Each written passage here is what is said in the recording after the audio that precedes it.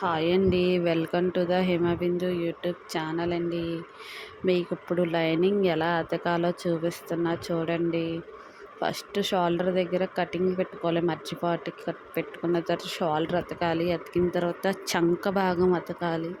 చంక భాగం అతికిన తర్వాత మీకు అటు ఇటు చూసుకొని ఫస్ట్ ఒక సైడ్కి అయితే కుట్టు వేసుకోవాలండి. వేసుకున్న తర్వాత కింద వరకు సమానంగా కుట్టేసుకోవాలి.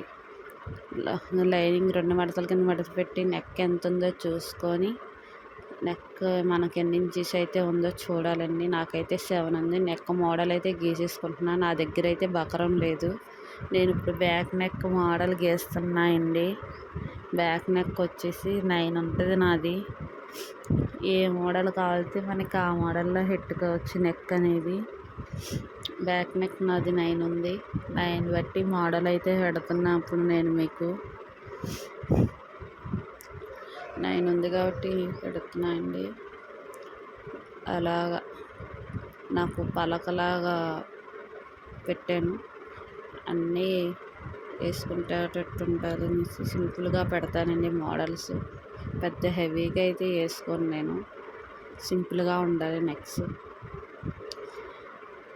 వేసుకున్న తర్వాత ఇప్పుడు అది ఓపెన్ చేసి నెక్ ఎలా కట్ చేసుకోవాలో మీకు చూపిస్తున్నా చూడండి.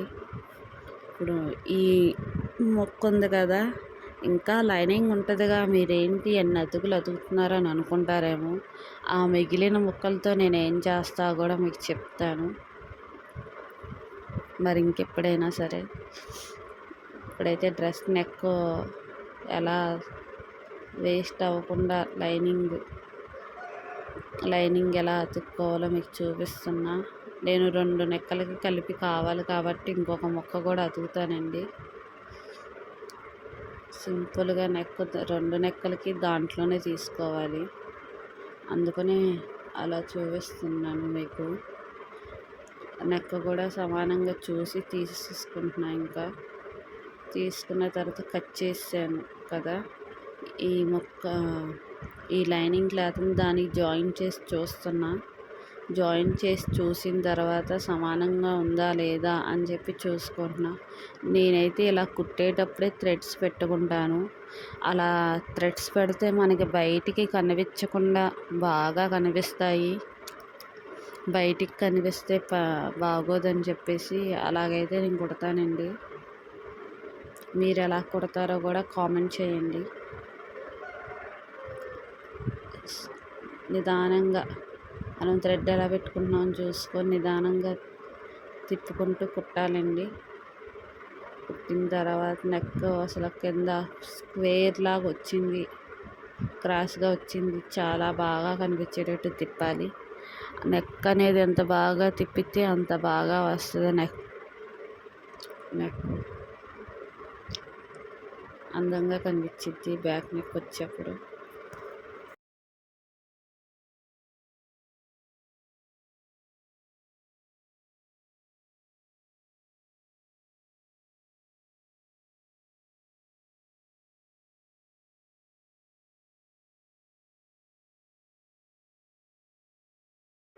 ఇప్పుడు బ్యాక్ నెక్ వచ్చేసి అలాగా ఇటుపు కూడా అలాగే పెట్టాను.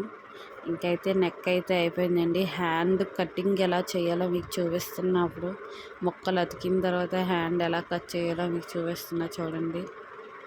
హ్యాండ్ వచ్చి నాకు సంకల దగ్గర అతుకులు పడుతున్నాయని చెప్పానుగా మీకు.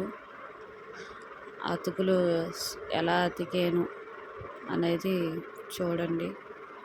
అతికిన తర్వాత అది ఎలా వేస్ట్ క్లాత్ని ఎలా కట్ చేయాలో కూడా చూడండి మీరు. ఫస్ట్ అయితే నేను ఒక చెయ్యి రెడీ చేసేసుకున్నాను. రెడీ చేసుకున్న తర్వాత ఇంకో చెయ్యి రెడీ చేశాను.